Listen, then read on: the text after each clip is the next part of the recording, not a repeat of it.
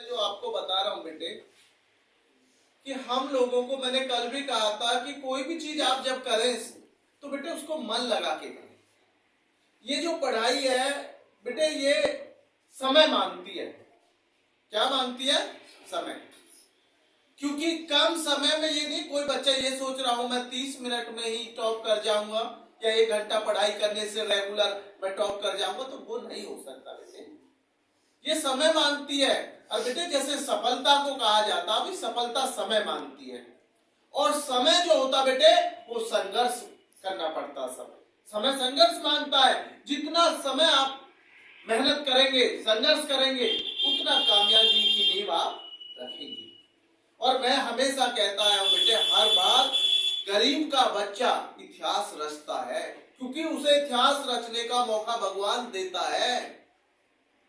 मैंने कहा गरीबी में पैदा होना गुनाह नहीं होता, गरीबी में मर जाना गुनाह होता है। और बेटा एक चीज हमेशा ध्यान रखना सब बच्चे, ये कहते हैं कि पिता के पैसा पे तो बेटे बच्चे दुनिया मौज लेती है। ऐसा बनो तो आपके पैसे पे पिता मौज ले, पिता को गर्व हो मेरे बेटे ने इतनी सफलता प्राप्त की है। तो जो मोटिवेशन होता है, जो बच्चे का हौसला होता है, और जब मन पढ़ने में ना लगे बेटे तो अपने पिता का संघर्ष देख लेना, तो आपका मन पढ़ाई में लग जाए। एक गरीब बच्चे का इतिहास उठा कर देख लेना जो कामयाब हुआ है, उसे देख के आपका पढ़ाई में मन लग जाए। एक रिक्शा चलाने वाले की बेटी IAS IPS बन जाती है, और पता जब चलता है जब वो बन जाती है, लेकिन आपने उसके बनते हुए का ये नहीं देखा उसने मेहनत कितनी की है। बस एक चीज जोड़ देते हैं कि एक रिक्शा चलाने वाले की बेटी IAS IPS बन गई, लेकिन आपने ये नहीं देखा उस बच्चे ने, उसके माता पिता ने कितना संघर्ष किया है। सफलता के पीछे समय, मेहनत, दोनों चीजों का जरूर। इसलिए मैं आपसे कहता हूं बेटे, पढ़ाई को मन लगाकर पढ़िए, दिखाने के लिए मत पढ़िए, दिखाने के लिए पढ़ाई को मत पढ़िए। आप कामयाब जरूर होंगे, आप कामयाब जरूर होंगे, ये निश्चित है। जिस बच्चे ने मेहनत की है, मेहनत बेकार नहीं जाती। और बेटा ये जरूरी नहीं है हर शिक्षा नौकरी के लिए होती है। लोग बिजनेस करते हैं, एक इतिहास रचते हैं, तो ये सब चीजें शिक्षा से तो होते हैं। अब मेरा जो मेन पॉइंट चलता बेटे, आज मैं पहले आपको हिंदी की कुछ रचनाएं ऐसी होती है जो हमारे बेटे बोर्ड में, छोटी क्लासों में भी, और बेटे कंपटीशन में भी हमारे सब चीजें आ जाती हैं। तो ये मेन पॉइंट है बेटे। मैं अब आपको स्टार्ट कर रहा हूं इस चीजें बेटे। एक हमारी, देखो बेटा, जैसे मैंने लिखा सूरदास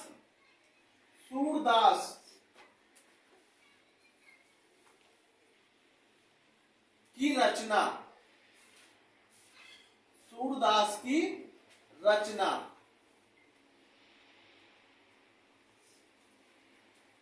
निम्न में से कौन सी है?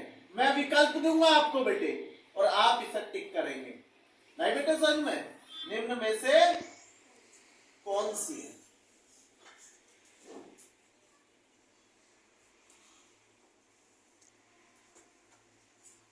देखो बेटा, इसी से हमारी मजबूत होती चली जाती है जब हम लोग इस पर टिक करने की कोशिश करते हैं।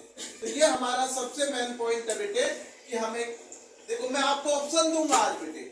मैंने क्वेश्चन लिख दिया पहला, और बेटे मैं इसका ऑप्शन दे रहा हूं।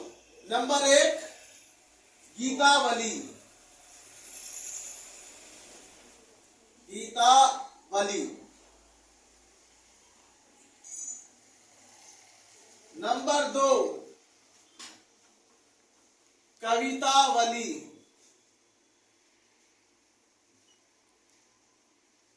कवितावली। नंबर 3, या बेटे ऐसे कर लेते हैं हमेशा, ये ज्यादा आपको समझ में आएगा, ABC ऑप्शन में ले लेते हैं, A, B और ये बेटे C, ये हमने ले दिया ABC। तो C में मैंने लिखा बेटे सूरसागर, सूरसागर।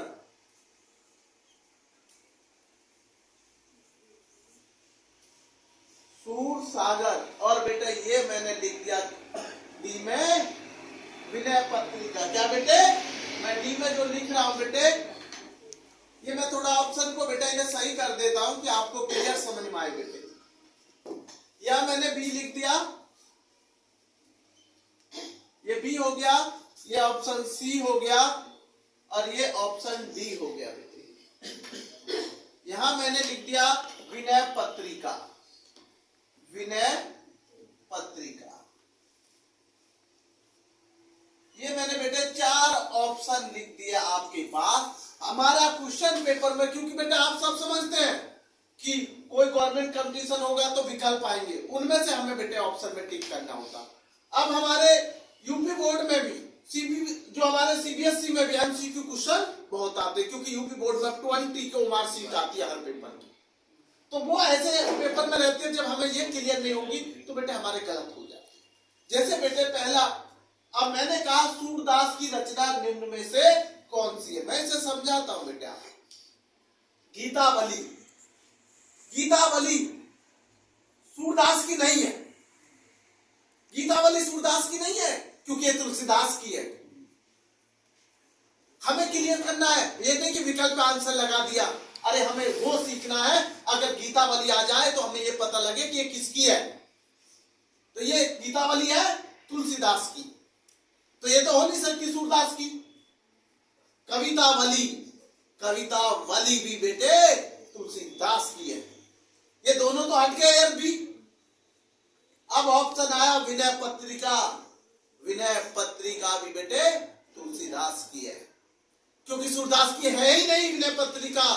अब ऑप्शन बचा क्या, सी। तो इसका मतलब हमारा आंसर क्या होगा, सी, क्योंकि सूरदास की रचना है सूर सागर। क्या आएगा, सूर सागर। तो ये हमारा आंसर में आ गया बेटे, जो हमारा आंसर हो गया ये हो गया बेटे सी। क्या हो गया, सी। और सी हमारा क्या है, सूर सागर। क्या है बेटे, सूर सागर। या बेटे इस पे टिक कर देंगे, सी पे। नहीं बेटे समझ में, किस पे, सी पे। ये हमारा सी ऑप्शन है, ये वाला। नहीं बेटे समझ में, किस, तो ये बेटा हमारा ऑप्शन हो गया सूर सागर। समझ गए, सूरदास की रचना कौन सी है बेटे,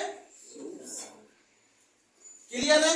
इस टाइप से हमारे पेपर आते हैं बेटे क्वेश्चन में, जो हमारे दिए रहते हैं उनमें से एक ऑप्शन सही होता। लगता तो ऐसा ये भी है वो भी है, जब बच्चे की याद नहीं होती तो सारी ऐसे लगता किस में लगा। बहुत से बच्चे तुक्का मार के लिखे आते और आके कहते अरे मैंने ये सही कर दिया, नहीं। और जब नंबर कमाते कहते हैं कि गुरुजी ने नंबर काट दिए, कॉपी सही चेक नहीं। ऐसा कुछ नहीं है, आप अपने मन को संतुष्ट कर लेते हैं कि मेरा ये सही है, मेरा वो सही है, नहीं। तो इसलिए बेटे इसका आंसर क्या आएगा, सूर सागर। क्लियर है। अब इसको बेटे मैं मिटा देता हूं बेटा आपको। अब दूसरा क्वेश्चन चलेगा बेटा हमारा। सभी बच्चों को बेटे ये याद रहना चाहिए। जैसे बेटे मैंने अगला क्वेश्चन ले लिया, बहुत अच्छे से समझना। सूरज का 7वां घोड़ा, सूरज का 7वां घोड़ा, सूरज का 7वां घोड़ा किसकी रचना है। मैं इंपोर्टेंस जितनी बोर्ड की होते हैं बेटे, सूरज का 7वां घोड़ा किसकी रचना है।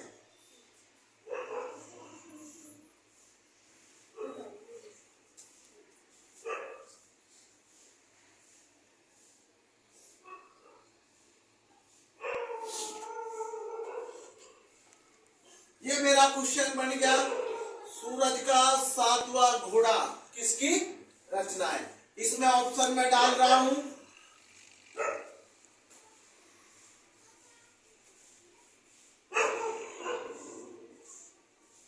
धर्मवीर भारती,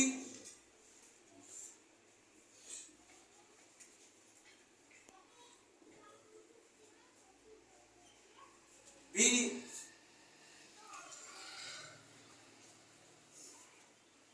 भारतेंदु हरिश्चंद्र,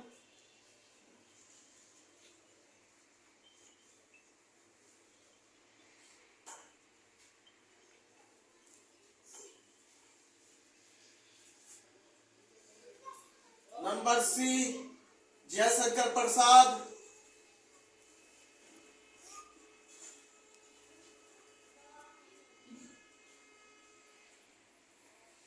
और डी डाल रहा हूं डॉक्टर राजेंद्र प्रसाद।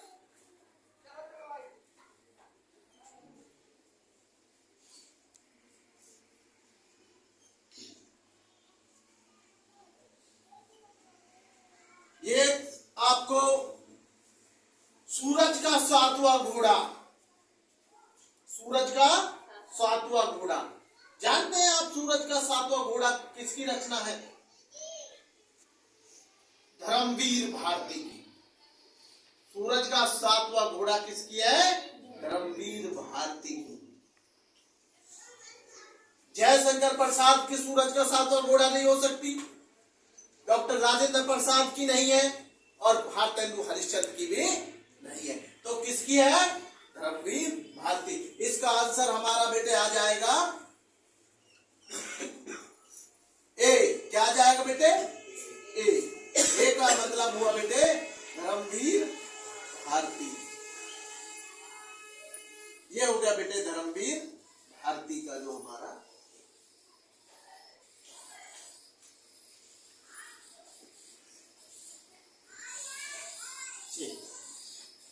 एक और बेटा मैं आपको बताता हूं, धर्मवीर भारती की एक रचना बार बार बोर्ड में पूछ ली जाती है, कंपटीशन में, सीटेट वगैरह के इनमें सब में पूछ ली जाती है।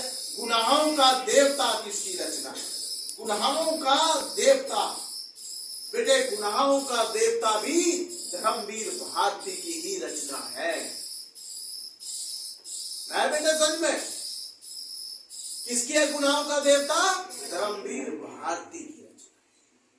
दो रचना मैं बेटे आपको लिख रहा हूं, उसका आंसर आप स्वयं कमेंट में और बेटे खुद करके मेरे को भेजेंगे।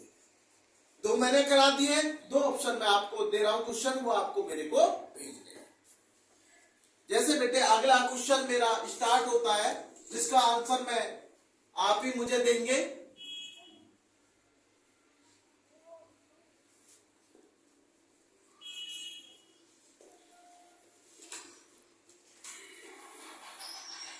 जैसे बेटे मैंने तीसरा क्वेश्चन लिया, और मैंने क्वेश्चन आपको जो दे रहा हूं वो समझ लीजिए। आंसू, क्या आंसू किसकी रचना है? आंसू किस लेखक की रचना है? आंसू किस लेखक की रचना है? किस लेखक की रचना है?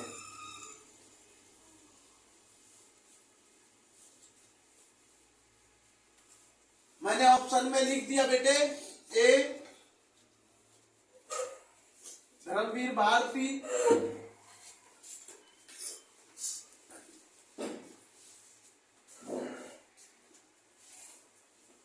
बी ऑप्शन में मैंने लिख दिया बेटे जयशंकर प्रसाद,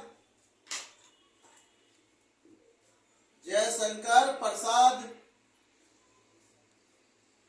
सी में लिख दिया बेटे डॉक्टर राजेंद्र प्रसाद,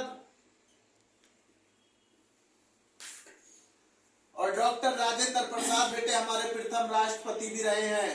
ये भी आप ध्यान रखना बेटे, 1950 से लेके 1962 तक हमारे देश के प्रथम राष्ट्रपति डॉक्टर राजेंद्र प्रसाद ही रहे थे, जो कि बेटे सिवान जिले, बिहार के सिवान जिले में पैदा हुए थे।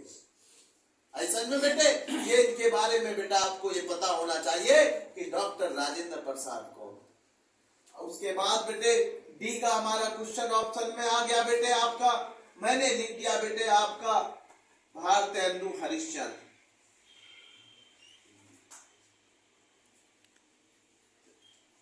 ये मैंने लिख दिया बेटे भारतेंदु हरिश्चंद्र। अब इसमें से बेटे आपको घर से करना है, और बेटे कमेंट में इसका आंसर मुझे, इसका आंसर मैं नहीं लिखूंगा ऐसे में बेटे, इसको मैं आप मिटा रहा हूं बेटे, आपको इसका आंसर स्वयं देना है। एक क्वेश्चन मेरा बेटा और है जो बेटा आप इसको देखेंगे। दो क्वेश्चन मैं स्वयं करूंगा, दो क्वेश्चन आपके लिए दूंगा, जिससे बेटे आप लोग मेहनत करें। थोड़ा संघर्ष करें कि आपको भी कुछ करना है।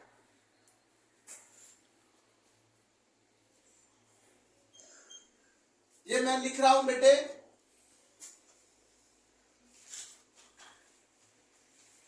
गीतावली। गीतावली किस कवि की रचना है?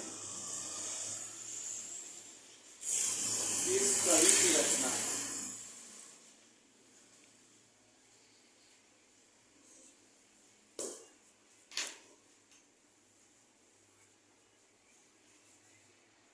ऑप्शन मैं दे रहा हूं बेटे।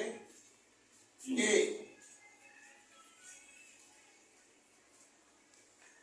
कबीरदास, कबीरदास। Option B Tulsidas.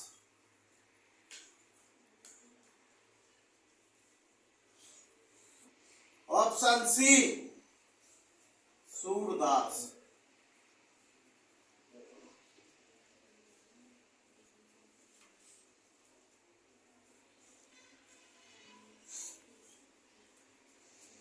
बिहारी लाल।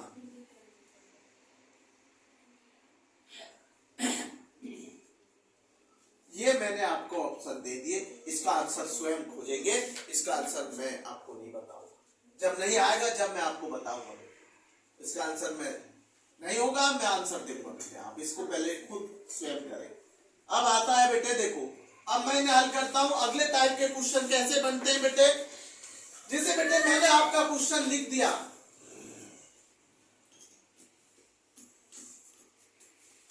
जैसे आपने सुना होगा बेटे दोवा छंद। दोवा छंद एक एक नंबर के क्वेश्चन होते हैं। दोवा छंद में कितने चरण होते हैं? कितने चरण होते हैं? कितने चरण होते हैं? ऑप्शन मैं लिखूंगा, आंसर भी मैं दूंगा बेटे। मैंने ए में लिखा बेटे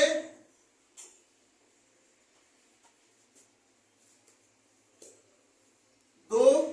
क्या लिखा ऑप्शन में? 2। बी में लिखा मैंने 4। सी में लिखा मैंने बेटे आपका 8।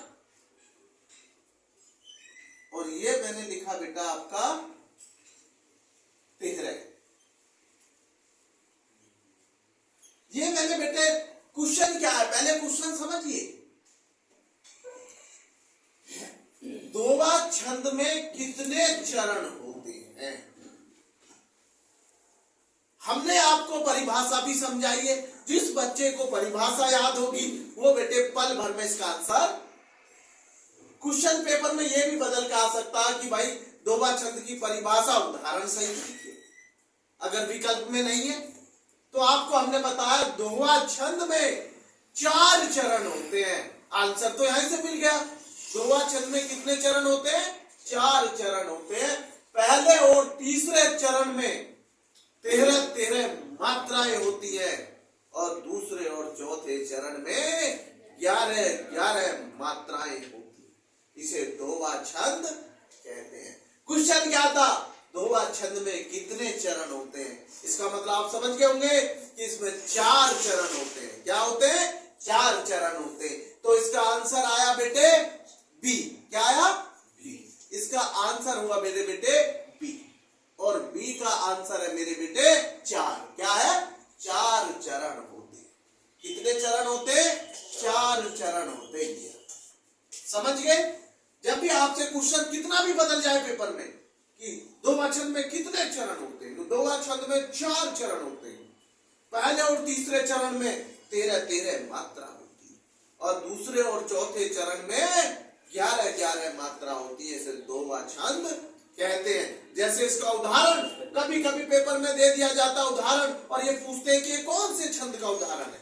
जैसे मैंने उदाहरण दिया, राम नाम मणिदीप धरी, राम नाम मणिदीप धरी, जेही देरी दीवार, तुलसी भीतर बहारियो जो चाहे सी उजियार। फिर सुन लो एक बार, राम नाम मणि दीप धरी, राम नाम मणि दीप धरी, जेही देरी दीवार, तुलसी भीतर बहारियो जो चाहे सी उजियार। ये हमारा दोवा छंद का उदाहरण है। एक क्वेश्चन पेपर में यह भी बन सकता, पहले और तीसरे चरण में 13-13 मात्रा किस छंद में होती, समझिए, पहले और तीसरे चरण में 13-13 मात्रा किस छंद में होती है, तो आप तुरंत समझ जाना पहले और तीसरे में दोवा छंद। और ये आ जाए बदल के दूसरे चौथे चरण में 11-11 मात्रा किस छंद में होती है, वो भी बेटा दोवा छंद होता। एक क्वेश्चन से 10 क्वेश्चन के लिए तैयार रहिए। किसी भी कंपटीशन में, किसी भी बोर्ड परीक्षा में, किसी भी परीक्षा में अगर आप एक क्वेश्चन रट रहे हैं तो बेटे आप सफलता नहीं मिलेगी, और एक क्वेश्चन के अगर आप 10 क्वेश्चन बना रहे हैं तो बेटे निश्चित आपको सफल। अभी मैंने एक क्वेश्चन से कई क्वेश्चन बनाने की कोशिश की है कि दोवा छंद में कितने चरण होते हैं, 4 चरण होते हैं। जैसे बेटे पहले और तीसरे चरण में 13-13 मात्रा होती है और दूसरे चौथे में 11-11 मात्रा होती है, इसे दोवा छंद कहते हैं। जैसे उदाहरण, राम नाम मणि दीप धरी, राम नाम मणि दीप धरी, जेही देरी दीवार, तुलसी भीतर बहारियो जो चाहे सी उजियार। ये बेटे इसका उदाहरण है। अरे राम का नाम दुनिया में लिया जाता है, कितना आसान है, राम नाम मणि, सब जानते हैं मणि कितनी तेजस्वी, कितना दीप उजाला होता है, मणि दीप। अरे दीप के बिना तो उजाला नहीं होता, घर में हर घर में दीप जलाया जाता है, उजाला। राम नाम का लेने से बेटे सारा अंधकार मिट जाता है। कहते हैं ना, राम का नाम लेने से ही मन का सारा अंधकार दूर हो जाता है। जैसे एक दिया जलने से अंधेरा भाग जाता है, वैसे भगवान राम का नाम लेने से सारे मन का अंधकार कोसों दूर चला जाता है।